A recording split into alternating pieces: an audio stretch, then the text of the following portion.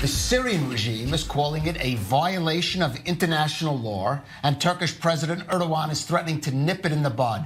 They're both referring to a plan by the U.S.-led coalition against Islamic State to set up a border force in northern Syria. Here's a clip.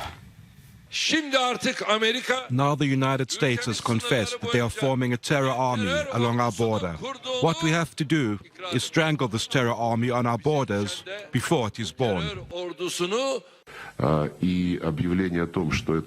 The announcement that this zone will be controlled by the U.S.-backed groups, by the force up to 30,000 people, this is a very serious issue, which causes concern that a course was set for the partition of Syria.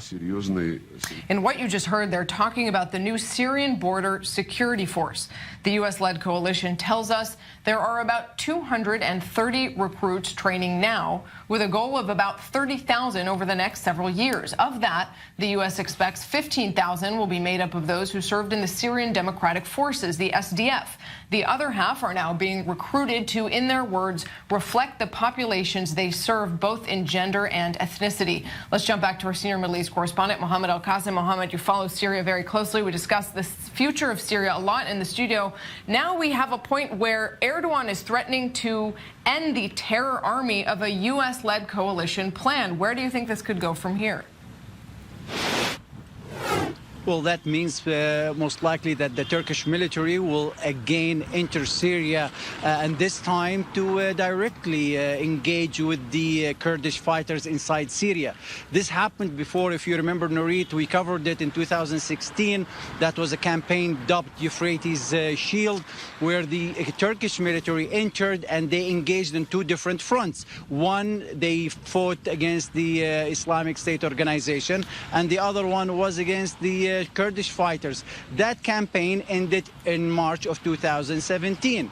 Now the Turkish army is massing along the borders, according to some of the Turkish news media, and President Erdogan is not shy about threatening that he will intervene inside Syria to make sure that the Kurdish fighters, of whom the Turkish government considers a terrorist organization with links to the Kurdish fighters inside Turkey, who have been calling for more autonomous control inside Turkey. This will definitely raise the tension between Turkey and its allies in NATO, mainly the United States, but also it will push Turkey closer to Russia, as it has in the last year or so, since Turkey and Russia share the same vision on the Kurdish fighters inside Syria and how Turkey should be dealing with it. And neither one of them, in addition to the Syrian government, supports this decision by the U.S.